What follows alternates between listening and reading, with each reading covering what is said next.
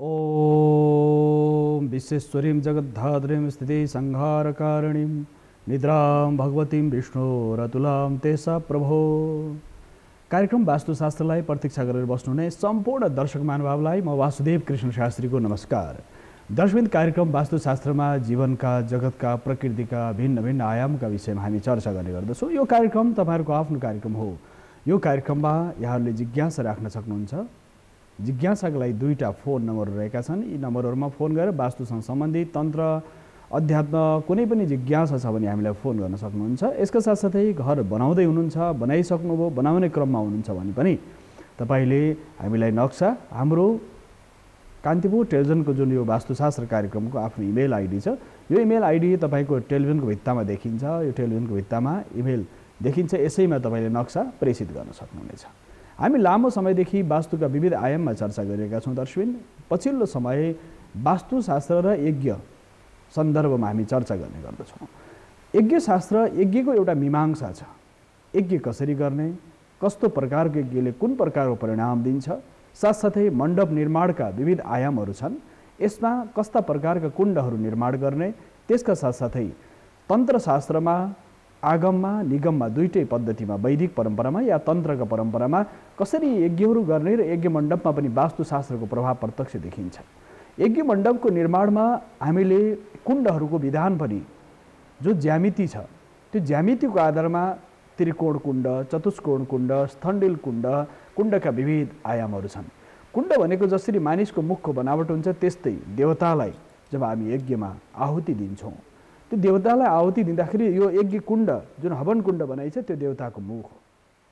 यसका साथसाथै त्यहाँ बस्ने हवि साक्षात् अग्निको माध्यमबाट हामी स्वाहा र स्वधा दुई प्रकारको परम्परामा, वैदिक परम्परामा स्वाहा देवताहरूलाई स्वाहा भनेर हामी आहुति दिन्छौँ भने त्यो सिधै देवताको मुखमा जान्छ। स्वधा भन्छौँ भने पितृहरूले प्राप्त गर्नुहुन्छ।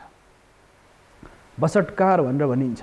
स्वाहा, स्वधा, वषट्कार सबै सारा आयामहरू छन् जुन यज्ञका। यसमा यज्ञ मण्डपको निर्माण वास्तुशिल्प शास्त्र अनुसार त्यसको स्तम्भहरू कति हुने, त्यसका आधारहरू के छन्, साथसाथै यज्ञ गर्दाखेरि गरिने मन्त्रको साधना, जपको पद्धति, साथसाथै यज्ञ निर्माणको पद्धति, त्यहाँ हुने सम्पूर्ण मण्डप, कुण्ड मण्डप सिद्धिको जुन परम्परा छ, यसका यी सारा आयामहरू एकअर्काका अनुनासिक सम्बन्धमा स्थापित छन्। दर्शकवृन्द, तसर्थ जीवनका विविध पक्षहरू छन्।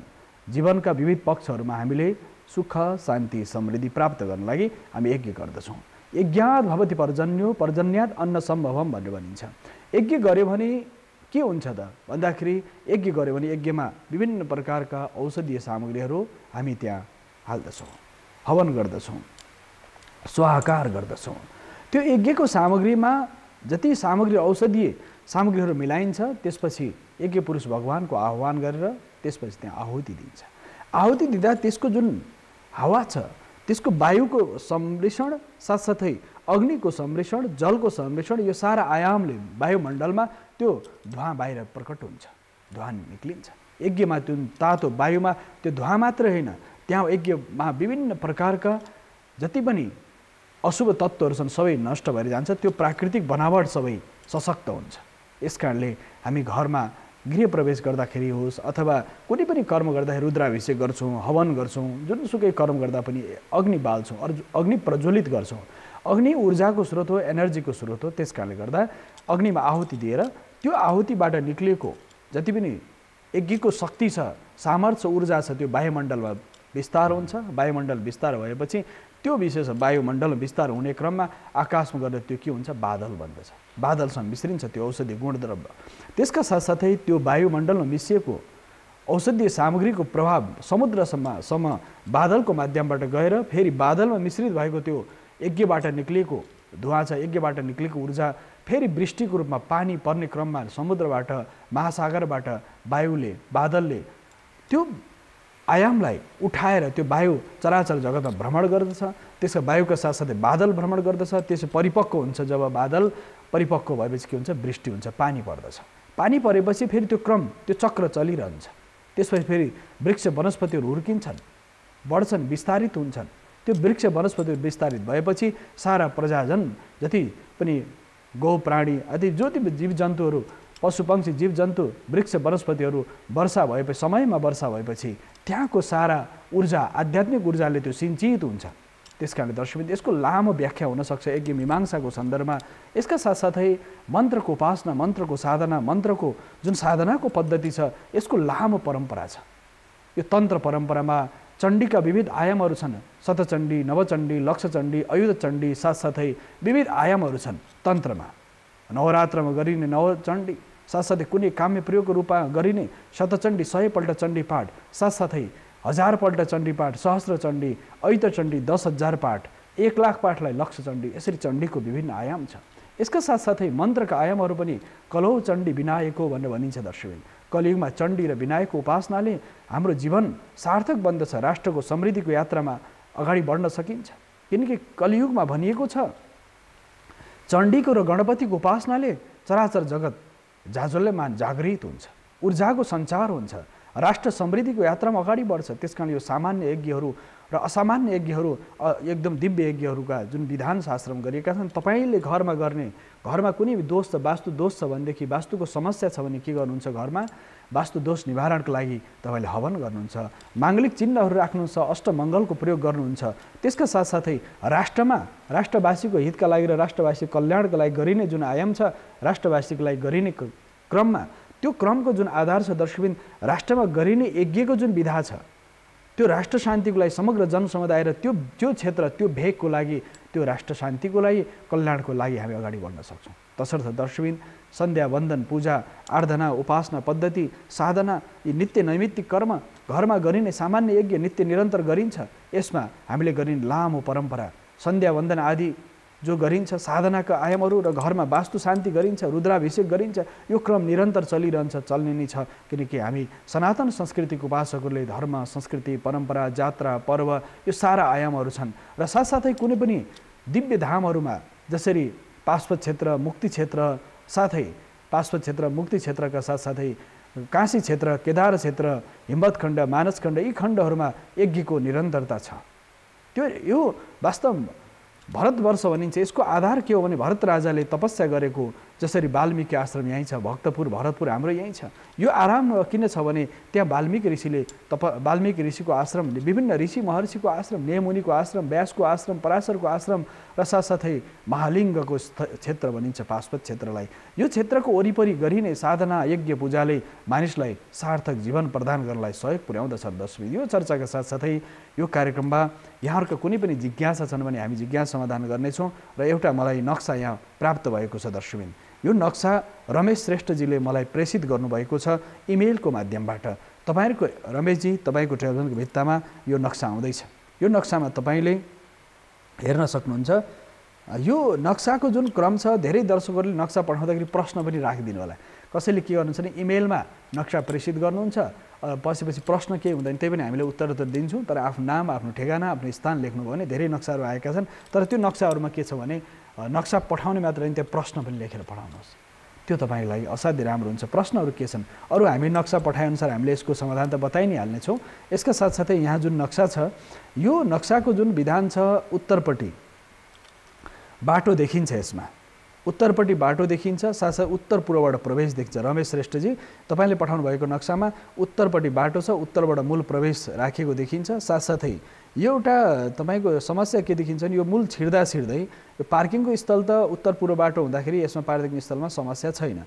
तर तपाईँको एटेच टोयलेट बाथरुम र यो बाथरुम दुईवटा जुन तपाईँको पूर्वपट्टि सिधा यो 6 पिलरको घर छ, 6 पिलर घर तल भुइँ तल 6 पिलरको देखिन्छ। 6 पिलर घरमा यो तलपट्टि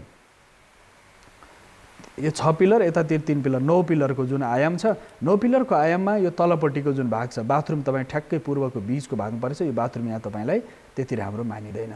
कारण किन भन्दाखेरि पूर्वपट्टि बाथरुम वास्तुशिल्पशास्त्रले शुभ मान्दैन। यसको पश्चिमपट्टि बाथरुम उपयुक्त हुन्छ या दक्षिणपट्टि हुनुहुन्छ। किनकि तपाईँको वाइड राख्नु भएको छ, यो पश्चिमपट्टि भने घर यतातिर जग्गा शून्य हुन्छ, तपाईँ पश्चिमपट्टि 0 बनाउनु भएको छ। उत्तर पश्चिम वायु कोणमा तपाईँले खुल्ला राख्नु भएको छ, यो एकदम राम्रो। वायु कोणमा खुल्ला राखेर माथिबाट तलसम्म खुल्ला राख्यो भने वायुको आगमन राम्रो हुन्छ। साथसाथै यो उत्तर पश्चिममा राखेको जुन वाइड छ, यो खुल्लापन छ, यो तपाईँलाई उपयुक्त छ। लिभिङ रुम यहाँ ठिक छ। एटेच टोयलेट बाथरुम चाहिँ यो दक्षिणको बिचमा राख्नु होला, किनकि यो पूर्वपट्टि मिल्दैन। पूर्वपट्टि यहाँ तपाईँले बैठक बनाउन सक्नुहुन्छ होइन। किचन ओपन किचन रहेछ, किचन डाइनिङ, किचनको लागि दक्षिण पूर्वको जुन यो भाग छ, दक्षिण पूर्वको यो भागमा तपाईँले पुरो फर्केर पकाउने गर्ने, पुरो फर्केर पकाउन आग्नेय कोणमा भान्सा असाध्य सो मानिन्छ। आग्नेय कोण भान्सा राख्ने, यहाँनेरि तपाईँले दक्षिण पूर्वमा भान्साको स्रोत बनाउनु हो भने राम्रो हुन्छ। डाइनिङ किचन डाइनिङ ओपन राख्दा खुल्ला राख्दा भइहाल्यो।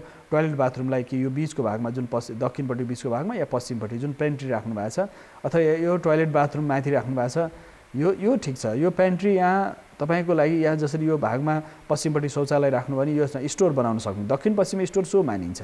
भान्सा चाहे किचन डाइनिङ यहाँ मिल्यो, यता पश्चिमपट्टि स्टोर भयो भनेदेखि तपाईँ यो तल्लो तला प्रभावकारी भयो। तल्लो तलाको खासै यत्रो परिवर्तन गर्नुपर्ने शौचालय हो, अरू त्यस्तो परिवर्तनको स्थिति छैन। र किचनको जुन किचनको स्टोर भनिन्छ, जहाँ भण्डारण गरिन्छ, अन्न भण्डारण गरिन्छ, त्यसको लागि दक्षिण पश्चिम भण्डारणको लागि उपयुक्त मानिन्छ। कि उत्तर पूर्वमा कि दक्षिण पूर्वमा, 3 ठाउँ भण्डारणलाई उपयुक्त मानिन्छ भान्सामा। दक्षिण पश्चिम, पूर्व दक्षिण र उत्तर पूर्व 3 ठाउँमा भण्डारण गर्न सकिन्छ। भान्सामा हामीले जसरी तेल, घिउ, नुन, चावल, दाल, हाम्रो खाद्य सामग्रीहरू, सागसब्जीहरू हामी स्टोर गर्छौँ, भण्डारण गर्छौँ भने त्यो ठाउँ उपयुक्त मानिन्छ। त्यसको साथसाथै भुइँतला तपाईँको सम्भवतः भुइँतलाको तपाईँले जानकारी पाउनुभयो। हामी दोस्रो तलामा अब जानेछौँ। दोस्रो तला तपाईँले पठाएको नक्सा अनुसार हामी दोस्रो तलाको बारेमा चर्चा गर्नेछौँ। यहाँ तपाईँले जुन नक्सा प्रेषित गर्नुभएको छ, यसमा दोस्रो तलामा अर्को एउटा नक्सा छ। दोस्रो तलाको जुन नक्सा छ, यो नक्सामा यहाँ तपाईँको जुन प्रवेश छ, यो बेडरुम तपाईँले ठ्याक्कै भान्सामाथि राख्नु भएको छ। दक्षिण पूर्वमा यो बेडरुम ठ्याक्कै भान्सामाथि सुत्नु हुँदैन, भान्सा पकाउने सिधा माथि बेडरुम राख्नु हुँदैन। त्यस कारणले यसको तलपट्टि भान्सा भएको हुनाले यसको यो दक्षिण पश्चिम जुन भाग पूर्व दक्षिणमै भयो भने यो शयन कक्ष, सुत्ने कोठा ठिक हुन्छ, राख्न सकिन्छ। तर त्यसको ठिक तल जहाँ ग्यास बल्दछ, जहाँ तपाईँको चुलो बल्दछ, त्यसको सिधा माथि चाहिँ सुत्ने कोठा बनाउन सकिन्छ, तर बेड राख्नु हुँदैन। त्यहाँ सुतेर ठ्याक्कै तल आगो बाल्ने, माथि सुत्ने त त्यो शुभ मानिँदैन, वास्तुशिल्पशास्त्र अशुभ मान्छ। अनि दक्षिणपट्टिको जुन रमेश श्रेष्ठजी तपाईँले पठाउनु भएको नक्सामा दक्षिण पश्चिमको जुन भाग छ, यहाँ एटेच टोयलेट बाथरुम छ। एटेच टोयलेट बाथरुम दक्षिणपट्टि यो ठिक छ तपाईँलाई। र साथसाथै यो बिचको भाग, जसरी यहाँ यो सबै यो कोणबाट आउने यो बिचको सेन्टर पोइन्ट हुन्छ ब्रह्मस्थान। यो ब्रह्मस्थान त्यति खुलेको छैन, यहाँबाट यसरी सिधा आउँदाखेरि सम्भवतः ब्रह्मस्थानमा तपाईँको भर्याङ पर्छ। त्यस कारणले भर्याङ अलि यता उत्तर पश्चिमतिर सार्नु होला। यो टोयलेट बाथरुम ठिक छ, बेडरुम यहाँ पनि ठिक छ, यो दक्षिणपट्टिको दुईटै टोयलेट बाथरुम ठिक छ। यो बिचको जुन भाग छ यसलाई तपाईँले हटाइदिनु होला। यो बिचको जुन भाग छ, यो पर्खाल जुन देखिन्छ, यो ब्रह्मस्थान छुँदै आउँछ। त्यस कारणले गर्दा यो ब्रह्मस्थान छुँदै आउने पर्खाललाई तपाईँले हटाउनु पर्ने हुन्छ, किन त्यति उपयुक्त देखिँदैन। र साथसाथै यो लबी तपाईँलाई ठिक छ, बेडरुमहरू ठिकै छन्। मास्टर बेडरुम यो दक्षिण पश्चिममा बनाउन सक्नुहुन्छ। यो दोस्रो तलामा मास्टर बेडरुम, भुइँतलामा भान्सा, दोस्रो तला मास्टर। हाम्रो प्राविधिक मित्रहरूले यस क्रममा एउटा अर्को राम्रो पक्ष तपाईँले पूजा कोठा बनाउनु भएको छ। ठ्याक्कै यो उत्तरमा अलिकति पूर्वपट्टि निकालिदिने, पूर्व उत्तरबाट अहिले पूर्वपट्टि तपाईँले पूजा कोठा राख्नुभयो भने असाध्य राम्रो हुन्छ। ठ्याक्कै यो बिमभन्दा पश्चिम भने बिमभन्दा पूर्वपट्टि इशानतिर जानु पर्यो। यो बिचको भागमा छ, त्यो इशानतिर गयो भने पूजा कोठा ठिक छ। साथसाथै यो टोयलेट बाथरुम पश्चिममा ठिक छ, ओपन हल ठिक छ। यो दक्षिणमा पूर्वपट्टि तपाईँ पुरा खुला छ, यो राम्रो छ। तेस्रो तला टप फ्लोर भनिन्छ, अन्तिम तला। अब यसमा ध्यान दिनुपर्ने विषय के छ भने यो अन्तिम तलामा पूजालाई यता पूर्वपट्टि सारिदिनुहोस् र यसको केही परिवर्तन गऱ्यो भने तपाईँ राम्रो छ। ब्रह्मस्थान जहिले पनि दर्शकबिन तपाईँ यहाँ जसले हामीलाई नक्सा रमेश श्रेष्ठजीले पठाउनु भएको छ, उहाँसहित जति पनि नक्साहरू आइरहेका छन्, यो नक्साको जुन विधान छ यसमा के बताइन्छ भने वास्तुशिल्पशास्त्र अनुसार तपाईँले घर बनाउनु हो, यसमा केही परिवर्तन गर्नु हो भनेदेखि त्यो आखिरी सामग्री ढुङ्गा, माटो, इँटा, रोडा, रङ, काठ जे पनि हो सामग्री त्यति नै प्रयोग हुन्छ। त्यसमा कुनै धेर थोरको कुरा होइन। केही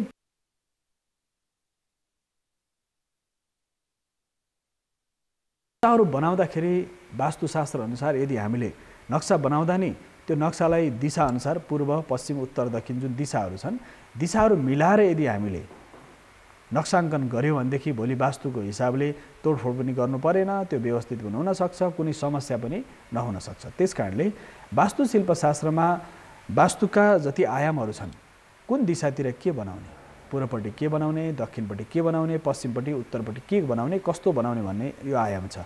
यस कारणले दक्षिणपट्टि जुन प्रकारको निर्माण गरिन्छ, दक्षिणपट्टि जुन प्रकार निर्माण गरिन्छ, उत्तरपट्टि जुन प्रकार निर्माण गरिन्छ, पश्चिमपट्टि जुन प्रकारको निर्माण गरिन्छ, पूर्वपट्टि जुन प्रकार निर्माण गरिन्छ, त्यो निर्माणको जुन आयाम छ त्यो आग्नेय कोणमा भान्सा उपयुक्त मानिन्छ। अब विकल्प के हो त भन्दाखेरि वास्तु विशेषज्ञले तपाईँलाई सही त्यसको जानकारी प्रदान गर्न सक्छन्। र हाम्रो कान्तिपुर टेलिभिजनको जुन यो वास्तुका श्रृङ्खलाहरू छन् हामीले भिन्न भिन्न आयाममा चर्चा गरेका छौँ। पूर्व फर्केको घर, पश्चिम फर्केको, दक्षिण फर्केको, उत्तर फर्केको। युट्युबमा गएर तपाईँले हेर्नुभयो भनेदेखि हाम्रो कान्तिपुर टेलिभिजनको वास्तुशास्त्रको कार्यक्रम युट्युब च्यानलमा राखेको छ। त्यहाँ गएर हेर्नुभयो भने पनि तपाईँले प्रशस्तै यसको बारेमा जानकारी पाउनुहुन्छ।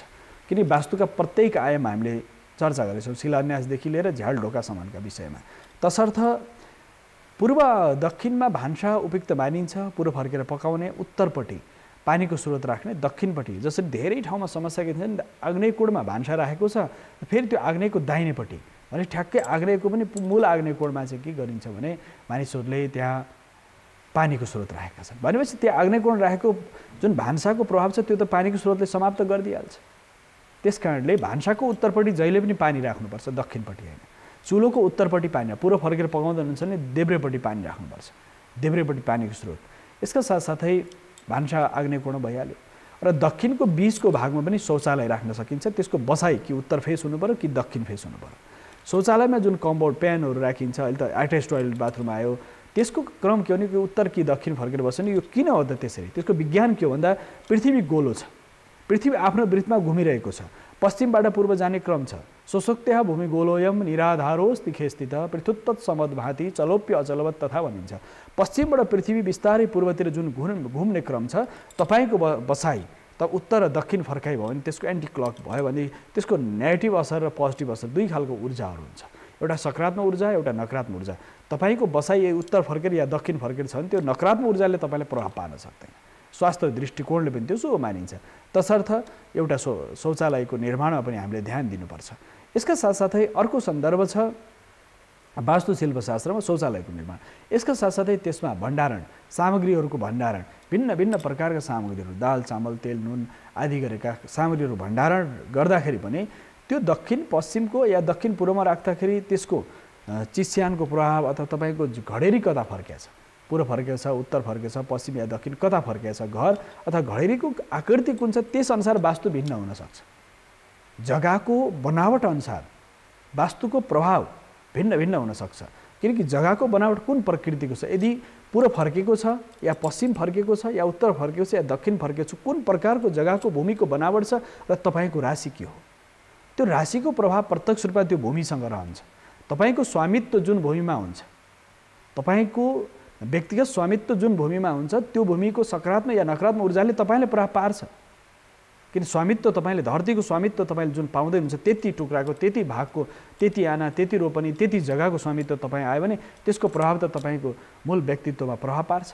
समग्र धरती त वसुधैव कुटुम्बकम हो, तर तपाईँको व्यक्तित्व उपभोगको लागि, पारिवारिक उपयोगको लागि र साथसाथै तपाईँको कार्यकक्षको लागि होस् अथवा तपाईँको साधनाको लागि कुन प्रकारको उपयोग गर्दै हुनुहुन्छ त्यो उपयोगको क्रम अनुसार तपाईँले त्यसले सकारात्मक या नकारात्मक ऊर्जा प्रदान गर्दछ। यदि त्यो भाग सकारात्मक ऊर्जाको निरन्तरता छ भनेदेखि त्यो भाग सकारात्मक ऊर्जाको विस्तारले हाम्रो जीवनमा जहिले सकारात्मक भावको विस्तार गर्दछ। यदि नकारात्मक ऊर्जा छ नि हाम्रो मन बुद्धि शरीर सबै नकारात्मक भएर जान्छ।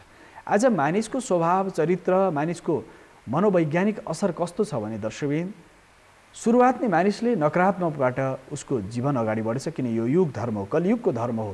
मानिसले कुनै पनि राम्रो काम गर्दैछ। एउटा बडो दिव्य प्रसङ्ग छ।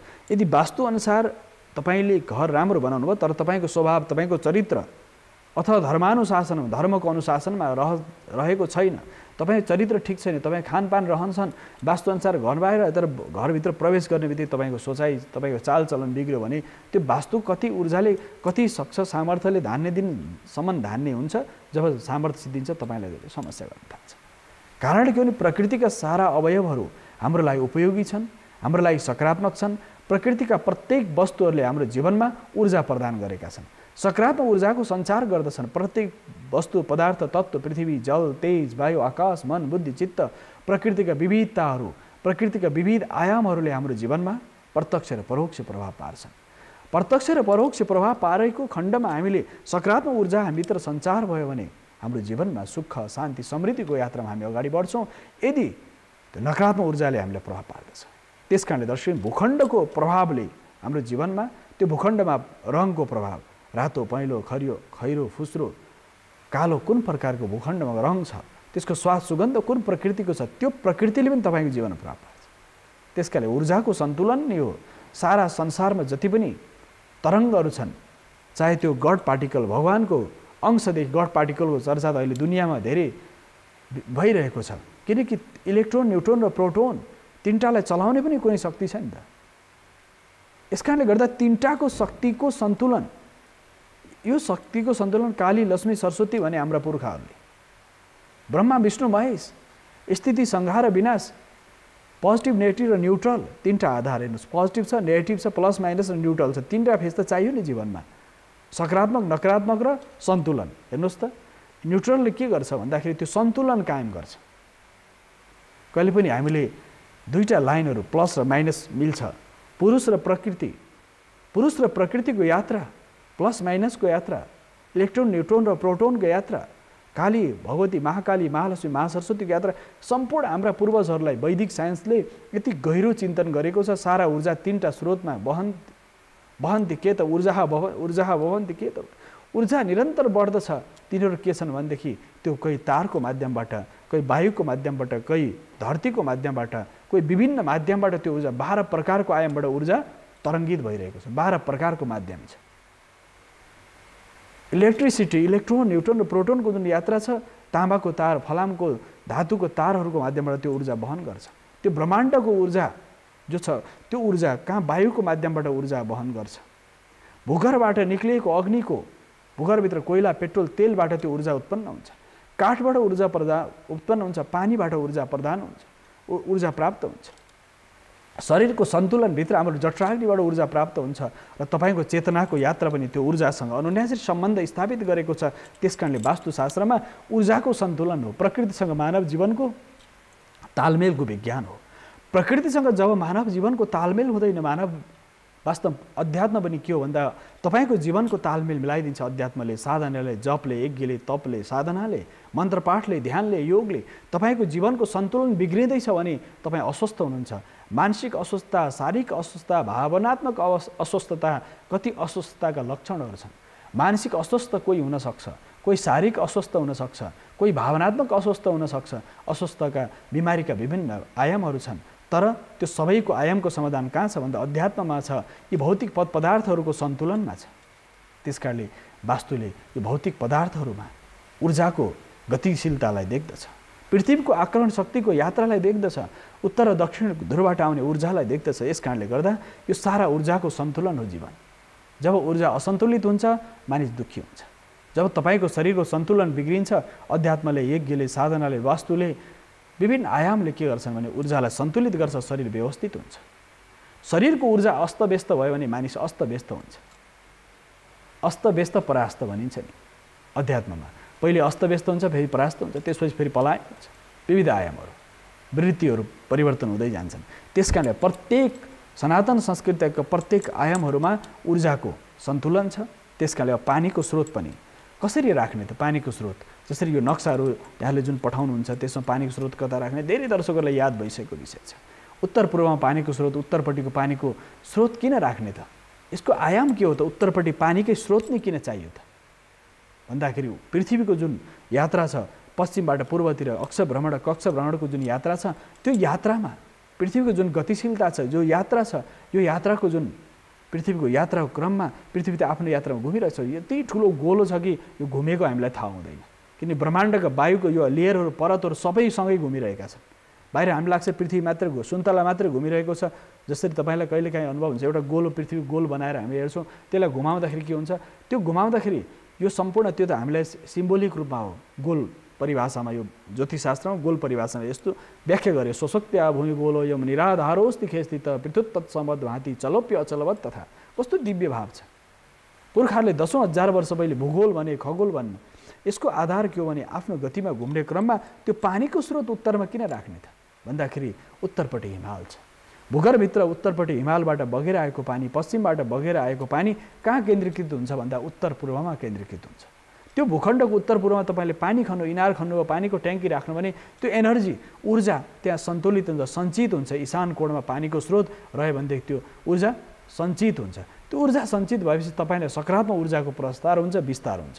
त्यो ऊर्जाको सञ्चारले ईशान कोणको ऊर्जा तपाईँको लागि आध्यात्मिक ऊर्जा, सात्विक ऊर्जा विभिन्न ऊर्जाहरूका आयामहरू छन्, त्यो ऊर्जा तपाईँको बिस्तारै के हुन्छ, सकारात्मक ऊर्जा विस्तार भएर जान्छ। त्यसकारणले ईशान कोणमा पानीको स्रोत भनिन्छ। अब पूजा कोठा ईशानमा उत्तर पूर्वमा किन भनियो भन्दा यसको विज्ञान के हो भन्दा देवताको वास दक्षिणतिर, उत्तरतिर, पश्चिमतिर, कुन दिशातिर छ त्यो आधारको आयामको चर्चा हामी गर्ने नै छौँ। दर्शकबिन अहिले भने छोटो विश्रामको सम्मुख आएको छु, विश्रामपछि पुनः आउने नै छु।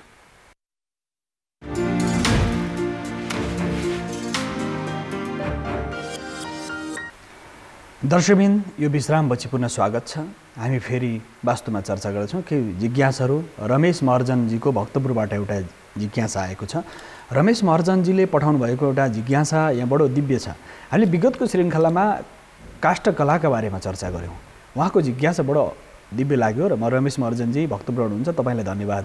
किनकि तपाईँले जुन तपाईँको टेलिभिजनको भित्तामा हामी एउटा नक्सा प्रेषित गर्दैछौँ, यी नक्साहरूमा गुरुजीले बताउनु भएअनुसार यो विभिन्न शास्त्रका यी आयामहरूमा कसरी पुष्टि हुन्छ, विभिन्न आयामहरू छन्। काष्ठकलाको जुन आयाम छ यसमा पनि देवताको वास के हो, यसको वास विज्ञान के हो भनेर पठाउनु भएको छ। बडा दिव्य लाग्छ। दर्शकबिन्दुहरूले पनि प्रश्न प्रेषित गर्न सक्नुहुन्छ इमेलमा।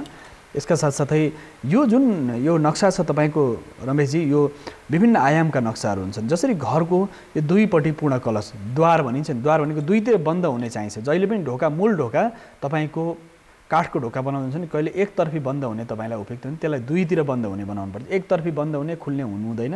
त्यस कारणले यो दुईतिर द्वार भनिन्छ, दुईतिर बन्द हुने हुनु पर्यो। यसका साथसाथै किन त त्यस्तो भन्दाखेरि नामै त्यसको द्वार हो। द्वार दुईतिर खुल्नेलाई द्वार भनिन्छ। त्यहीलाई डोर, अङ्ग्रेजीमा गएर त्यो संस्कृतको शब्द के भयो, डोर भयो।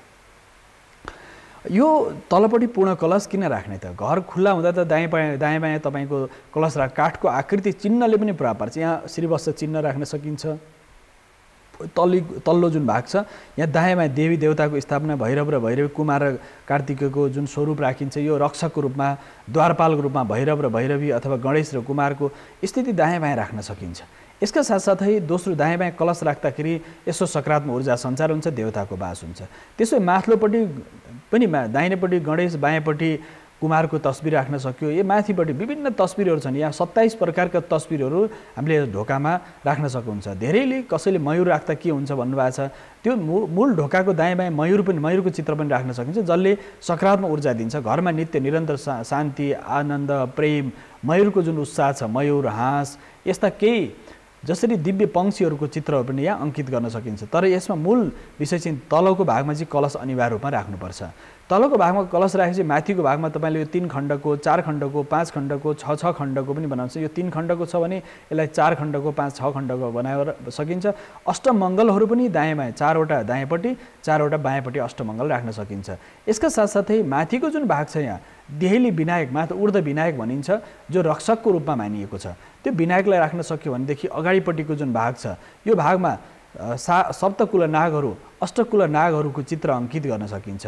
यो जुन माथिल्लो भाग छ अष्टकुल नागको स्वरूप अङ्कित गर्न सकिन्छ। दायाँपट्टिका जति पनि चित्रहरू, विभिन्न प्रकारका फुलका बुट्टाहरू जुन राखिएको छ, यो सबै के हो भन्दाखेरि फुलका बुट्टाहरू जुन दायाँ बायाँ राखिएको छ यो चित्रमा, यसको आधार के हो भन्दाखेरि जहिले पनि जीवनमा उत्साह, उमङ्ग र फलिरहोस्, जीवनमा कहिले पनि दुःख, अशान्ति, कष्ट नहोस् भन्ने हो। र देवताको रमेश महर्जनजीले जुन प्रश्न सोध्नु भएको छ, यो देवताको जुन वास भन्नुभएको छ, वास्तवमा काष्ठमा पनि देवताको वास हो। यज्ञमा प्रयोग हुने काष्ठका जति पनि सामग्रीहरू छन्, यज्ञ प्रयोग हुने काठका सामग्रीहरू, त्यसमा विभिन्न काठहरू छन्, देव काष्ठ भनिन्छ। देवताको यज्ञमा प्रयोग हुनिन्छ, हवनमा प्रयोग हुनिन्छ। साथसाथै घरमा विभिन्न प्रकार सामग्रीहरू निर्माण प्रयोग गरिन्छ। त्यसमा हामीले विगतका श्रृङ्खलामा पर्यावरण वास्तुमा हामीले चर्चा गर्छौँ। यी काठहरू के हुन सक्छन्? सबभन्दा पहिले अग्राखको असाध्य राम्रो मानियो, सिसौको राम्रो मानियो, सिप्लिकानको राम्रो मानिएको छ। अन्य विभिन्न काठहरू छन्। बर पिपल समी हाम्रो लागि सो मानिँदैन। र नेपालमा प्रशस्त पाइने देवदारुको हुन्छ कि हुँदैन भनेर प्रश्न सोध्नु भएको छ। देवदारुको ढोकाहरू त्यति सहज हुँदैन, कारण कि त्यसमा चोप आउँछ, दुध आउँछ। त्यसकारण देवदारुको स्तम्भ शास्त्रमा के भेटिएको छ भने वास्तुशिल्प शास्त्रमा यो जुन माथिपट्टिको भाग छ, यो माथिपट्टिको जुन टुडालको भाग हुन्छ, माथिल्लो भागलाई यसरी जुन पेटीहरू राख्छ त्यो देवदारुको राख्न सकिन्छ, सिप्लिकानको राख्न सकिन्छ। तर सम्पूर्ण ढोका चाहिँ देवदारुको उपयुक्त मानिँदैन। कट्टुसको प्रयोग गर्न सकिन्छ। र यसमा काठहरूमा पनि हामी आगामी श्रृङ्खलामा समग्र काठहरूको प्रयोग बारेमा हामी पर्यावरण वास्तु हामीले चर्चा गरेछौँ। तर धेरै दर्शकको यस विषयमा पनि जिज्ञासा आएको हुनाले त्यो विषयमा चर्चा गर्नेछौँ। र यसमा राख्दाखेरि देवताहरूको र तपाईँको घर बनिसक्यो, धेरै दर्शकको एउटा जिज्ञासा व्यक्तिगत रूपमा भेट्दा पनि के भन्नुहुन्छ नि, घर बनिसक्यो गुरुजीले त यो द्वार हाम्रो कहिले एकतर्फ बन्द हुनेछ भनेदेखि त्यसलाई तपाईँले हटाएर राम्रो मुहुर्तमा फेरि बनिरहेको घरको दैलो भत्काउनु हुँदैन। घर शिलान्यास गरियो, पूजा गरियो, वास्तु पूजा गरिसकेपछि त्यो दैलो डाङडुङ भत्काउनु, त्यसको पनि क्षमा पूजा हुन्छ। द्वारमा देवताहरूको बास हुन्छ। अब यहाँ वास्तुशास्त्र अनुसार देखियो कि यसरी एकतर्फी ढोका छ अथवा त्यहाँ चित्रहरू अङ्कित छैनन् अथवा काठको छैन, अन्य सामग्रीको छ भने यदि मूल ढोका तपाईँले बनाउनु भएको छ भने त्यसलाई कसरी बनाउनु त फलामको नि हुनसक्छ। विभिन्न आयामहरू छन् यसमा त त्यो कुन स्थान हो, त्यसको प्रभाव के छ, तपाईँ राशि नक्षत्रको प्रभावमा पनि त्यो प्रभावित हुन्छ। यसका साथसाथै त्यो द्वार बनाउँदाखेरि द्वारलाई निकाल्नु पर्यो। पुरानो तपाईँको मिलेको छैन, वास्तुअनुसार छैन भनेदेखि त्यसको क्षमा पूजा गर्ने, त्यो द्वारको क्षमा पूजा गर्ने। क्षमा पूजाहरू उपयुक्त साइडमा त्यसलाई पुरानो दैलोलाई निकालिदिने र नयाँ ढोका राख्दाखेरि फेरि त्यसको पूजा हुन्छ। पूजा र व्यवस्थित रूपमा मुहुर्त हेर्नुपर्छ। त्यो दैलो राख्दाखेरि पूर्वपट्टि झुकेको या पश्चिमपट्टि झुकेको, उत्तरपट्टि दक्षिणपट्टि ढल्केको हुनु हुँदैन, सिधा हुनुपर्छ। त्यो कता झुक्यो भने त्यसको परिणाम के आउँछ, कतापट्टि त्यो ढल्केको छ भनेदेखि त्यसको परिणाम के हुन्छ भनेर शास्त्रमा बताइएको छ। तसर्थ हामीले द्वार राख्दाखेरि पनि दर्शकबिन त्यो द्वारको जुन बनावट छ त्यो समान हुनु पर्यो, दुईटै पल्ला समान हुनु पर्यो। त्यसमा शक्ति र शिवको बास मानिन्छ, प्रकृति र पुरुषको बास मानिन्छ, रात्रि र दिवाको सन्तुलन मानिन्छ। शास्त्रमा भनिएको छ एउटा द्वार रात्रि हो नि एउटा द्वार दिन हो, एउटा शिव हो नि अर्को शक्ति, एउटा नारायण हो नि एउटा नारायणी हो। त्यो कति दिव्यता छ, एउटा द्वारमा कति गहिरो चिन्तन छ, त्यसभित्रको जुन आयाम छ त्यसमा कुन देवताको मूल बास छ, तत्सम्म देवताहरू कसरी त्यहाँ निवास गर्नुहुन्छ भन्दा ती देवताहरूको बास अनुसार उनीहरूको आह्वान हुन्छ, पूजा हुन्छ, बलिदान हुन्छ। विभिन्न प्रकारका आयामहरू, बलिदान भनेको हामीले बलि सोच्छौँ विशेष काठमा, त्यो बलिका विभिन्न आयामहरू छन्। बलि भने समर्पण, दही अक्षता, खिचडी, खिर, पायसहरू पकाएर पनि चढाउनु, त्यसलाई पनि बलिदान भनिन्छ। वास्तुको बलिदान भिन्न छ, क्षेत्रपालहरूको बलिदान छ, द्वार देवताको बलिदानको विधान गरिन्छ। त्यहाँ आवाहित देवताहरूलाई आह्वान गरेर उनीहरूको पूजा गरिन्छ। पूर्वका, पश्चिमका, उत्तरका, दक्षिणका देवताहरूलाई त्यहाँ आह्वान गरिन्छ र देवताहरूको स्तुति प्रार्थना गरेर त्यो शक्ति र सामर्थ्य ऊर्जा निर्माण हुन्छ। त्यो ऊर्जाको सन्तुलनले जीवनमा सकारात्मक प्रभाव र तरङ्गहरू विस्तार गर्दछ। त्यसकारणले त्यो तरङ्गको विस्तारका लागि पनि त्यो द्वार हामीले व्यवस्थित गर्नुपर्दछ। किनकि जसरी मानिसको शरीरको सम्पूर्ण सन्तुलनको मूल आयाम के हो, नवद्वार हो, शरीरमा 9वटा प्वालहरू छन्।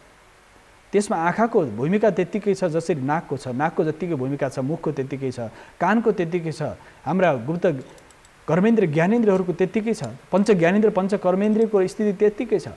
साथसाथै हाम्रो शरीरको प्रत्येक अङ्गको एकअर्कामा सन्तुलन छ, समन्वय छ र प्रत्येकको महत्त्व त्यस्तै छ। त्यसै गरी त्यो द्वारका देवताहरूमा पनि त्यत्तिकै सामर्थ्य हुन्छ। उनीहरूको सामर्थ्य, उनीहरू त्यहाँ गएर निवास गर्छ, त्यो रक्षक पनि हुन्।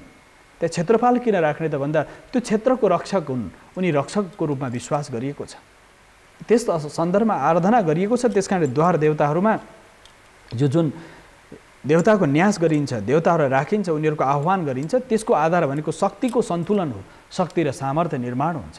यसकारणले मूल प्रवेश हाम्रो व्यवस्थित हुनु पर्यो। मूल प्रवेश व्यवस्थित भयो भनेदेखि अन्य प्रकारका जति पनि हाम्रा जीवनमा आउने अप्ठ्याराहरूलाई त्यो सकारात्मक ऊर्जाले त्यहाँ राखेका प्रत्येक सामग्रीले तपाईँलाई सहयोग गर्दछ। दृश्य र अदृश्य दुईवटा शक्तिहरू निरन्तर चलायमान छन्। अदृश्य शक्तिको स्रोत हामीले देख्छौँ। तपाईँको अगाडि हावा चलिरहेको छ तर तपाईँले श्वास फेरिराख्नु भएको छ, हात तपाईँले यो आँखाले देख्न सक्नुहुन्छ। कुनै पनि एउटा यन्त्र राख्नु भने त्यो हावा गति कति छ, चाप कति छ, त्यहाँ अक्सिजनको मात्रा कति छ, हाइड्रोजनको मात्रा कति छ, विभिन्न लेयरहरू छन्। त्यो प्रविधिको प्रयोगबाट तपाईँलाई थाहा हुन्छ, ऊर्जाको मापन हुन्छ। त्यस्तै गरेर अदृश्य र दृश्य शक्तिहरू, पात हल्यो, हावा चल्दैछ अनि पात हल्लिन्छ, धौलो उड्छ भनेदेखि तपाईँले चिसोको अनुभूति हुन्छ। हाम्रो पञ्च ज्ञानेन्द्र पञ्च कर्मेन्द्रले अनुभूति गर्छ भने त्यहाँ त्यो ऊर्जाको यात्रा भइरहेको छ। कतै कतै तपाईँले अनुभव गर्नुभएको होला जहाँ वास्तु बिग्रेको हुन्छ, तपाईँ घरभित्र एउटा कोठामा तपाईँलाई जान डर लाग्छ जब त्यो घरमा केही छैन। कुनै कोठामा तपाईँले जान अलिक मन झसङ्ग हुन्छ। कुनै ठाउँमा तपाईँ कहिलेकाहीँ कुनै कोठामा, कुनै कुनामा, घरको कुनै कुनामा एउटा समय तपाईँले अनुभूति गर्नुहोस् दर्शकबिन, तपाईँलाई जसरी जति तपाईँ सामर्थ्यशाली हुन्छ है म मान्दिनँ भन्नुहुन्छ, कुनै ठाउँमा तपाईँले पुग्दा मनमा चसक्क हुन्छ, दिमागमा केही झसङ्गको अनुभूति हुन्छ। किन हुन्छ त? त्यो हुनुको कारण के? त्यहाँको ऊर्जा अस्तव्यस्त, असन्तुलित छ। त्यहाँको ऊर्जा, त्यो कोठाको ऊर्जा मिलेको छैन। पञ्चमहाभूत भनिन्छ। भूत भनेको भूत, प्रेत, पिशाच, डाकिनी, साकिनी, बेताल इत्यादि, यो हामीले एउटा परिकल्पना। तर पञ्चमहाभूत भनेको के भन्दा पृथ्वी, जल, तेज, वायु, आकाश, यो पञ्चमहाभूत भनिन्छ। यो 5 तत्त्व पनि भने त्यसको सन्तुलन बिग्रियो भने के हुन्छ? त्यो ठाउँमा तपाईँलाई, त्यो कोठामा, त्यो त्यो ठाउँमा, त्यो कुर्सीमा, त्यो तपाईँको त्यो शयन कक्षमा, त्यो घरको कुनामा अथवा त्यो ठाउँमा जाँदाखेरि तपाईँलाई अलिकति गाह्रो अनुभूति हुन्छ। गाह्रो अनुभूति हुनुको मूल कारण के हो भने त्यहाँको ऊर्जा सन्तुलित छैन। कोही मानिस कुनै ठाउँ विषयमा पुगेर बेहोस हुने, गाह्रो हुने, सेन्सलेस अथवा मस्तिष्क पुरै शून्य हुने हुन्छ। किन हुन्छ त भन्दाखेरि उसको सारा ऊर्जालाई स्वाट्टै त्यहाँको नकारात्मक ऊर्जाले तान दिन्छ। ऊ भित्रको ऊर्जा जति पनि सकारात्मक ऊर्जा त्यो तानेर त्यो समाप्त भएर जान्छ। त्यस कारणले त्यसको समाधान के हो भन्दाखेरि वास्तुशिल्प शास्त्र अनुसार त्यो स्थानमा उपचार गर्नुपर्छ। त्यो कोठामा, त्यो खण्डमा, त्यो भूखण्डमा, त्यो भूगोलमा जहाँ तपाईँलाई गाह्रो अनुभूति हुन्छ, कसैलाई त्यहाँ गाह्रो नहुन सक्छ, कसैलाई गाह्रो हुन सक्छ। कोही व्यक्तिलाई तपाईँले भेट्दाखेरि उसँग लामो समय कुरा गरौँ, आनन्दपूर्वक संवाद गरौँ भन्ने लाग्छ। यदि कुनै व्यक्तिलाई भेट्ने बित्तिकै तपाईँलाई असहज हुन्छ, कहिले नभेटेको मान्छेप्रति एकाएक मनमा चाहिँ क्रोध उत्पन्न हुन्छ, यो मान्छे नबोले हुन्थ्यो, मान्छे नकुरा नगरे हुन्थ्यो, यो मान्छेसँग संवाद गर्न नपाए हुन्थ्यो, अथवा यो मान्छेले बोलेको प्रत्येक कुराहरू असहज लाग्न थाल्छ। जब तपाईँको मनमा कलमस हुन्छ, जन्म जन्मान्तरको शत्रुता हुन्छ, जन्म जन्मान्तरको यो जन्म तपाईँलाई थाहा छैन कुन जन्ममा तपाईँ उसँग शत्रुता थियो, यो जन्ममा भेट्ने बित्तिकै झगडा सुरु भयो, अशान्ति सुरु भयो, द्वन्द्व, क्लेश, कर्कश आवाजहरू सुरु भयो भने के बुझ्नुपर्छ? जन्म जन्मान्तरको संस्कारले शत्रुता तपाईँभित्र छ, त्यसलाई मैत्रीमा रूपान्तरण गर्नु पर्यो, त्यसलाई सकारात्मकतिर लानु पर्यो, त्यसको लागि तपाईँले प्रयत्न गर्नु पर्यो। यस्तै गरी घरमा वास्तुको दोष छ भनेदेखि त्यो कुनामा, जुन कुनामा तपाईँलाई असहज लाग्छ भने त्यो स्थानको उपचार गर्नुपर्छ। त्यो बिमारी छ त्यो ठाउँ, त्यो कुना, पूर्व, दक्षिण, उत्तर, पूर्व, जुनसुकै कुना छ, आग्नेय, नैऋत्य, वायव्य, ईशान, दक्षिण, पश्चिम, पूर्व, उत्तर, जुनसुकै भाव त्यो बिमारी हुनसक्छ। त्यो ठाउँलाई सकारात्मक ऊर्जाले त्यो ठाउँको स्थानलाई शुद्धिकरण गर्न सकिन्छ। शुद्धिकरणको परिणाम प्रभावहरू असाध्यै महत्त्वपूर्ण मानिन्छ। त्यो शुद्धिकरण पूर्वपट्टिको नकारात्मक ऊर्जा, पश्चिमपट्टिको नकारात्मक ऊर्जा या दक्षिण उत्तर जताको पनि नकारात्मक ऊर्जा छ भने त्यसको शुद्धिकरणले त्यो भूमि परिशोधन हुन्छ। शुद्धिकरणका विभिन्न आयामहरू छन्। त्यसमा विभिन्न माङ्गलिक यन्त्रहरू राखेर, अष्टमङ्गल राखेर त्यो ठाउँलाई शुद्ध अष्टमङ्गलको चिन्ह राखेर, अथवा त्यहाँ झ्याल ढोका छैन भने, त्यो ठाउँ एकदम गुम्बा छ, थुनिएको छ भने, त्यहाँ ऊर्जा हावाको आगमन भएको छैन, अथवा सूर्यको किरण पर्दैन भने त्यहाँ झ्याल खोलेर, ढोका खोलेर, यन्त्र राखेर, माङ्गलिक चिन्हहरू राखेर, अथवा कुनै देवताको तस्बिरहरू राखेर, झन्डा राखेर विभिन्न आयामबाट त्यस ठाउँको उपचार गर्न सकिन्छ। यदि पृथ्वीसँग आकर्षण शक्तिको ऊर्जा असन्तुलित छ भने त्यसको उपचारको भिन्न विधान छ। यदि वायु शक्तिको, हावाको आगमन छैन, त्यहाँ नकारात्मक ऊर्जा सन्तुलित र सङ्गठित भएर बसिरहेको छ त्यो भागमा, त्यो कुनामा, त्यो कोठामा, त्यो ठाउँमा भनेदेखि त्यो वायुको असन्तुलनलाई कम गर्न त्यसको भिन्न प्रकारको प्रकृति र उपचारहरू छन्। आकाश खुल्लापन छैन, त्यहाँ एकदम खुल्लापन छ तर असहज छ भने त्यसको नि उपचारको पद्धति भिन्न छ। पृथ्वी जलको ऊर्जा असन्तुलित छ भने त्यसको उपचार भिन्न छ। पृथ्वी जल तेजको ऊर्जा, तेजको यात्रा, तेजको अवस्था त्यहाँ ठिकठाक छैन भने त्यसलाई उपचार गर्ने पद्धति भिन्न छ। पृथ्वी जल तेज वायु आकाश यो 5 तत्त्व छ। 5 तत्त्व ऊर्जालाई सन्तुलित गर्ने र त्यसको उपचार गर्ने विधानहरू भिन्न छन्। वायु शक्तिलाई शुद्धिकरण गर्न लागि के गर्ने त? वायु शक्तिको शुद्धिकरणको लागि हवन, यज्ञ, मन्त्रपाठ, ध्वनि चिकित्सा, शङ्ख घण्टको नाद, मृदङ्ग ताल आदिको नादले त्यो ठाउँमा भएको जति पनि यदि नकारात्मक ऊर्जा छ, वायुसँग सम्बन्धित ऊर्जा छ भने हवन आदि तत्सम्बन्धी देवताहरूको आह्वान, पूजा, त्यसपछि त्यो ठाउँको ऊर्जा बिस्तारै के हुन्छ दर्शकबिन? त्यो ऊर्जा बिस्तारै त्यहाँको नकारात्मक ऊर्जा हट्दै जान्छ, सकारात्मक ऊर्जाको विस्तार निरन्तर भएर जान्छ। एउटा सन्दर्भ। अर्को सन्दर्भ, यदि ऊर्जाको सन्तुलन भयो भने त्यहाँ नकारात्मक ऊर्जा हटेर जाने बित्तिकै त्यहाँ राम्रो भइहाल्यो, त्यहाँ कुनै समस्याहरू रहँदैन। वायुसँग सम्बन्धित ऊर्जालाई त्यसरी हामी सन्तुलन गर्न सक्छौँ। त्यससँग यदि सूर्यको प्रकाश र प्रभावसँग सम्बन्धित र त्यो ठाउँमा ऊर्जाको सन्तुलन मिलेको छैन भने त्यहाँ कुनै पनि कलश राखेर, त्यो कुनामा पञ्चकलश राखेर, हनुमानजीको झन्डा अथवा कुनै देवी देवताहरूको स्थान राखेर त्यो सम्बन्धित देवता कुन हुनुहुन्छ, त्यो कुनाको देवता कुन हो, त्यो कर्नरको देवता कुन हुनुहुन्छ, तत्सम्बन्धित देवताको सामग्रीहरू राखेर, कछुवाको आकृति, कछुवा भयो, अन्य प्रकारको माछा राख्ने इक्वेरियमहरू राखेर, यसका साथसाथै देवताको तस्बिर राखेर, शङ्ख घण्ट बजाएर, कुनै माङ्गलिक चिन्हहरू राखेर पनि त्यसमा प्रकाशकीय ऊर्जा सूर्यको चिन्ह राखेर अथवा ग्रहजनित अनिष्ट छ भने त्यसको पनि तत्सम्बन्धित देवताको यन्त्र राखेर त्यो कुनालाई हामी उपचार गर्नुपर्दछ। हामीले उपचार गर्ने गर्छौँ। वास्तुशिल्पशास्त्रमा यसरी बताइएको छ उपचारको विधान। यसका साथसाथै पृथ्वी यदि भूगोल नै भूखण्डको भित्री भागमै केही नराम्रो तत्त्व तल छ, त्यही माथि तपाईँले घर बनाउनु भयो, यदि त्यस्तो खालको स्थिति छ भने घर बनिसक्यो, त्यहाँ अप्ठ्यारो छ, अशान्ति छ, बस्न गाह्रो भइरहेको छ भने त्यो यस्तो स्थिति छ भने त्यो भूमि परीक्षण, माटोको परीक्षण गरेर त्यहाँको ऊर्जाको सकारात्मक ऊर्जालाई त्यहाँ विस्तार गर्न सकिन्छ। त्यो माटोको परीक्षण गरेर घर बनिसक्यो भने कुनै कुनाको माटोलाई त्यसलाई कुन प्रकारको माटो छ त्यो माटोले तपाईँलाई सकारात्मक ऊर्जा प्रदान गर्छ कि गर्दैन। कुनै ठाउँ तपाईँले कुनै लगानी लाउनुभयो त्यो ठाउँमा माटोमा कसैले घर घडेरी जग्गा जमिनमा केही उन्नति हुन्छ भनेर लगानी लाउनु, माटोमा हालेपछि तपाईँको स्थिति सब चौपट भयो। धेरै व्यक्तिहरू अरबौं खरबपति व्यक्तिहरू सिधै सडकमा आएका छन्। यसको मूल कारण त्यो कुनै पनि जग्गा किनिसकेपछि उसको जेल नेल समस्या बढ्दै गएको छ देखिन्छ। किन देखिन्छ भन्दाखेरि त्यो भूमिमा तपाईँले जब क्रय गर्नुभयो, किन्नुभयो, तपाईँको स्वामित्वमा आएपछि तपाईँको समस्या सुरु भयो। कुनै घर किन्नुभयो, कुनै जग्गा किन्नुभयो, कुनै भूखण्ड किन्नुभयो, कसैलाई भूखण्ड किन्नलाई पैसा दिनुभयो अथवा कुनै सहयोग गर्नुभयो भने तपाईँलाई समस्या सुरु भयो। किन समस्या सुरु भयो त? त्यसको मूल कारण के हो भन्दाखेरि त्यो भूगर्भमा त्यो भूखण्डमा त्यहाँ भएको घडेरीमा केही नकारात्मक तत्त्व छ, जसले त्यो तत्त्वले सिधा के गर्यो, त्यसको जुन किन्ने व्यक्तिलाई, परिवारलाई, उसको वरिपरि रहेका प्रत्येक व्यक्तिलाई त्यसले नकारात्मक प्रभाव पार्यो। त्यो नकारात्मक प्रभावको परिणाम के हो भन्दा अशान्ति, अप्ठ्यारोपनको अनुभूति भयो, असहजताको बोध हो, त्यहाँ नित्य निरन्तर गाह्रोको अनुभूति भएछ, गाह्रो भइरहेको छ। त्यो गाह्रो किन भइरहेको छ भन्दा त्यो नकारात्मक ऊर्जाको असन्तुलन भावले, नकारात्मक ऊर्जाको प्रभावले त्यहाँका सारा प्रकृतिका सारा अवयवहरूलाई अस्तव्यस्त बनाइदियो।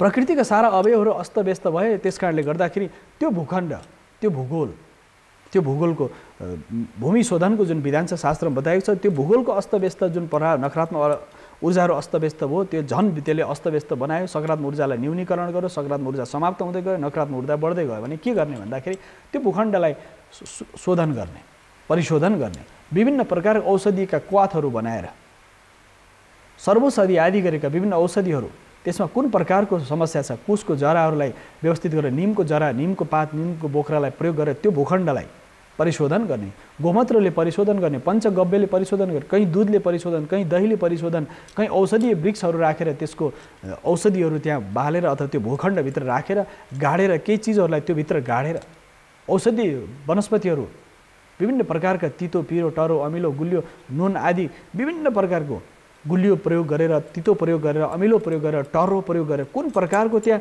त्यो रसलाई प्रयोग गरेर त्यो भूखण्डलाई शोधन गर्ने।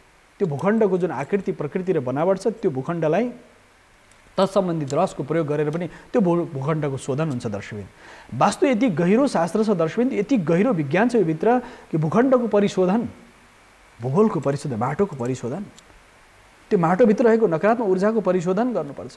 सबैभन्दा धेरै ऊर्जा बाहिरी दृश्य जगतमा वायुको परिशोधन सजिलो छ। यज्ञ, हवन, मन्त्र पाठ, शङ्ख घण्टको वादन, त्यसपछि विभिन्न प्रकार औषधि गुण भएका वनस्पतिहरूलाई बालेर त्यसको वायुको परिशोधन गर्यो, हावाको परिशोधन गर्यो, जलको परिशोधनको लागि पनि औषधि सामग्रीहरूको प्रयोग गरेर भयो। सबैभन्दा धेरै अप्ठ्यारो प्रभाव पर्ने भनेको धरतीको बनावटभित्र रहेका केही विजातीय तत्त्वहरू जो तपाईँका हितमा छैनन् भने त्यस्तो ठाउँलाई परिशोधन गर्नुपर्छ, जसलाई भूमि शोधन भनिन्छ। यज्ञ गर्दा पनि यज्ञ भूमि शोधन गरिन्छ, यज्ञ भूमिलाई पहिले शोधन गरिन्छ, यज्ञ भूमि परिशोधन, जलको लागि परिशोधन, वायुको परिशोधन, आकाश खुल्लापनको परिशोधन र मानिसको मनको पनि परिशोधन चाहिन्छ, बुद्धिको पनि परिष्कृतता चाहिन्छ, भावनाको परिष्कृतता पनि आवश्यक छ। यी भौतिक पदार्थ पृथ्वी, जल, तेज, वायु, आकाश 5 तत्त्वको परिशोधन त गरियो, शोधन गरियो, त्यसको ऊर्जा नकारात्मक गरियो, तर मानिसको मन जब बिग्रिएको छ भने त्यसको पनि परिशोधन आवश्यक छ। मनलाई पनि सात्विक तामसिक कुन प्रकृतिको मन छ, त्यो मन तपाईँ तामसिक मन छ, राजसिक मन छ, सात्विक मन छ, कुन प्रकृतिको तपाईँको मन छ, त्यो मनको प्रभाव, बुद्धिको प्रभाव, मन बुद्धि चित्तको प्रभाव। यस कारणले गर्दा दर्शकबिन त्यो आयाम मन बुद्धि चित्तको तरङ्ग त्यो पनि तपाईँको सन्तुलित हुनु पर्यो, मन शान्त रहनु पर्यो, बुद्धिको स्थिति स्थिर हुनु पर्यो, चञ्चल चित्त हुनु भएन। त्यो सारा आयामहरू एकअर्काका परिपूरक छन्। जब हामी भौतिक संसाधन व्यवस्थित गर्छौँ त्यसपछि के हुन्छ, मानसिक अशान्तिहरू बिस्तारै हटेर जान्छ। त्यसका साथै भावनात्मक अशान्ति साथसाथै मानसिक भावनात्मक र शारीरिक अशान्ति जो शरीरभित्र रहेका आदि व्याधि जुन छन् त्यो बिस्तारै बिस्तारै शमन भएर जान्छ। यसको आयाम के हो भन्दा दर्शकबिन, यो आयाम नै परिशोधन, शुद्धिकरण। जस्तै सुन छ कुनै खानमा, सुनलाई निकालेर सिधै गहना बनाउन सकिन्छ, त्यसलाई अग्निमा प्रज्वलित गरेर त्यसलाई तताएर पगालेर गालेर कसरी हुन्छ त्यसलाई परिशोधन गरिन्छ। परिशोधन गरेपछि त्यो गहनाको आकृतिमा आउँछ। विभिन्न प्रकार शिलाहरू हुन्छन्, शिलाहरूको पनि शोधन हुन्छ। औषधीय सामग्रीहरूमा जसरी मन्दिर, घरमा देवालय, मन्दिर पूजाको लागि मन्दिरहरू राखिन्छ, देवालय राखिन्छ भने तत्समय देवताहरूलाई के हुन्छ, प्रतिष्ठा गरिन्छ, प्राण प्रतिष्ठा गरिन्छ, तत्समय देवताको प्रतिष्ठा हुन्छ। ती देवताहरूको प्रतिष्ठा गर्दाखेरि त्यहाँ विभिन्न अधिवासहरू हुन्छन्, जलादिवास, अन्नादिवास, औषधि आदि गरी फलादिवास, शयनाधिवास, वस्त्रादि विभिन्न अधिवासहरूका विधान शास्त्रमा छन्। त्यो शास्त्रमा जलाधिवास, त्यो मूर्तिलाई ल्याएर जलमा डुबाउने परिशोधनको क्रम हो। त्यसपछि औषधीय विभिन्न प्रकारका औषधीय सामग्रीहरूले 64 प्रकारका औषधिहरू, 84 प्रकारका कलशहरू, साथसाथै विभिन्न कलशहरूमा विभिन्न प्रकारका औषधि हालेर त्यसलाई, त्यो मूर्तिलाई, त्यो शिलालाई परिशोधन गर्ने। त्यो सिधै घरमा सिधै बजारबाट मूर्ति किनेर ल्याएर पूजा गरेर त्यसको सिद्धि प्राप्त हुँदैन। त्यसको लागि त्यो प्राण प्रतिष्ठाको विधान गरिन्छ। प्रतिष्ठाको विधान शालिग्राम भगवानको प्रतिष्ठा हुँदैन, शालिग्राममा प्रतिष्ठा गरिँदैन, त्यो त साक्षात् पूजनीय हुनुहुन्छ। तर अन्य जति पनि देवताहरूको मूर्ति छ, तपाईँ चाहे सुनको, चाँदीको, तामाको, पित्तलको जुनै प्रकारको मूर्ति ल्याउनुहोस्, बजारबाट सिधै ल्याए, फुल अक्षता चढाइदियो, बस पूजा सुरु गर्यो, त्यो होइन दर्शकबिन। त्यसको प्रतिष्ठा गर्नुपर्छ, त्यसको अधिवास गर्नुपर्छ। सिधै तपाईँले रत्न लाउनु पर्यो, कुनै राशि, अब तपाईँ मेष राशि छ मुगा लाउनु पर्यो, वृष राशि र तुला राशि छ हिरा लाउनु पर्यो, मिथुन र कन्या छ भने पन्ना लाउनु पर्यो, कर्कट छ भने मोती लाउनु पर्यो, सिंह राशि छ भने सिंह राशिको रत्न भनेको माणिक्य लाउनु पर्यो, साथसाथै धनु र मीन राशि छ भने पुष्पराज लाउनु पर्यो, मकर र कुम्भ छ भने नीलम या लाजवर्त लाउनु पर्यो। यही 12 राशि छन्, यही नवरत्न छन्। 12 राशि र नवरत्नको अनुसार त हामीले राशि अनुसार सर भनियो यो रत्न लाउने, तर त्यसरी राशि अनुसार पनि भएन। यो राशि छ मेरो, गएर रत्न किन ठ्याक्कै लायो, त्यसलाई प्रतिष्ठा नगरिकन सिधै लायो। के हुन्छ त्यसले भने झन् तपाईँको शरीरको सकारात्मक ऊर्जा स्वाटसुटै तानेर लगाइदिन्छ। तपाईँको शरीरसँग सन्तुलन मिल्दैन। तपाईँको कुन ग्रह चलेको छ, कुन नक्षत्र चलेको छ, कुन आधार छ, त्यस आधारमा त्यो रत्न धारण, त्यस अनुसार तपाईँ सुन लाउने कि चाँदी लाउने कि तामा लाउने कि फलाम लाउने, त्यो राशिसँग त्यसको सन्तुलन मिल्नु पर्यो दर्शक। त्यस्तै गरेर घर पनि बनाउँदाखेरि पानीको स्रोत कता छ, घडेरीको प्रकृति कस्तो छ, बनावट कस्तो छ, त्यो आयामहरू एकअर्काका अनुनासिक सम्बन्ध स्थापित हुन्छन्। तसर्थ हाम्रो जुन सनातन परम्परामा कुनै रत्न धारण गर्दा त तपाईँले प्राण प्रतिष्ठा गर्नुपर्छ भने मूर्ति त झन् साक्षात् देवताको आह्वान गर्दै हुनुहुन्छ। तपाईँले गणेशको मूर्ति लिएर आउँदै हुनुहुन्छ भने त्यसलाई पहिले प्रतिष्ठा गर्ने, अधिवास गर्ने, त्यसमा जलमा डुबाएर राख्ने, त्यो मन्त्रबद्ध छ। त्यसका साथ विभिन्न औषधि सामग्रीहरूमा डुबाएर राख्ने, त्यो अधिवासको जुन क्रम छ त्यहाँ राखेर आवाहित देवतालाई त्यो आह्वान गरेर तत्सम्बन्धित मूर्तिलाई शोधनको परम्परा, त्यसका साथसाथै पृथ्वीको जलको र विभिन्न प्रकारका तीर्थहरूको माटोलाई ल्याएर त्यो भूमिलाई, त्यो ठाउँलाई शुद्ध गर्ने, जललाई ल्याएर विभिन्न प्रकारका विष्णुमती, बागमती, रुद्रमती, गण्डकी, कर्णाली र कोशिका 21 हिम नदीहरूको जललाई ल्याएर, कुण्डहरूका जलहरू ल्याएर त्यो मूर्तिलाई परिशोधन गर्ने, त्यो पद्धति छ शास्त्रमा। यसका साथसाथै अन्य प्रकारका पञ्चपल्लवहरू लिएर, पञ्चरत्न, पञ्चपल्लव, सप्तधान्य, सप्तमृत्तिका आदिले जब शुद्धिकरण गरिन्छ त्यसपछि न्यास हुन्छ। तत्सम्म देवताको अङ्ग शरीरको बनावट त छ, सुन्दर मूर्ति छ, तर त्यहाँ न्यास भएन, प्राणादि न्यास भनिन्छ। त्यदि प्राणको न्यास भएको छैन भने, प्राणको न्यास नभएको सन्दर्भमा यदि त्यहाँ न्यास गरिएन, जुन ठाउँमा आँखा हुनुपर्ने त्यो ठाउँमा आँखा चाहियो, कान चाहियो, मुख चाहियो, देवताको प्रकृति र स्वरूप आँखा, नाक, मुख, शरीरका एक एक अङ्ग प्रत्यङ्गलाई तत्सम्बन्धित मन्त्रले आह्वान गरिन्छ। किन मन्त्रले गर्ने त? त्यो ध्वनिमा शक्ति छ। त्यसकारणले दैवाधीन जगत सर्व मन्त्राधीनम च देवता किन भनिएको छ। चराचर जगत देवताको अधीनमा छ र साथसाथै देवता के का अधीनमा छन्? देवताहरू मन्त्रका अधीनमा छन्। जब तपाईँले मन्त्रको साधना गर्नुहुन्छ देवताहरू तपाईँको अधीनमा हुन्छन्। कति दिव्यता छ। त्यसकारणले गर्दा मन्त्रको आह्वानद्वारा सम्बन्धित मूर्तिको जागरण गरिसकेपछि, प्राण प्रतिष्ठा गरिसकेपछि जब तपाईँ पूजा गर्न थाल्नुहुन्छ, जब त्यो शक्ति र सामर्थ्य विस्तार हुन्छ, त्यो शक्ति र सामर्थ्यले तपाईँको जीवनमा सुख, शान्ति, समृद्धि, सबै प्रकारको आनन्द, चाहेको मनोकामना पुरा हुन्छ, वाञ्छित फल सिद्धि हुन्छ, अष्टसिद्धि नवनिधि प्राप्त हुन्छ, सम्पूर्ण आयाममा तपाईँ सामर्थ्यशाली बन्नुहुन्छ। दर्शकबिन, यो चर्चाका साथसाथै कार्यक्रम वास्तुशास्त्रको निर्धारित समय सकिसकेको हुनाले छायाङ्कनमा साथ दिने मित्र, प्रविधिमा साथ दिने सम्पूर्ण साथीहरूसहित म वासुदेव कृष्ण शास्त्रीलाई कार्यक्रम वास्तुशास्त्रबाट आजलाई आगे दिनुहोस्।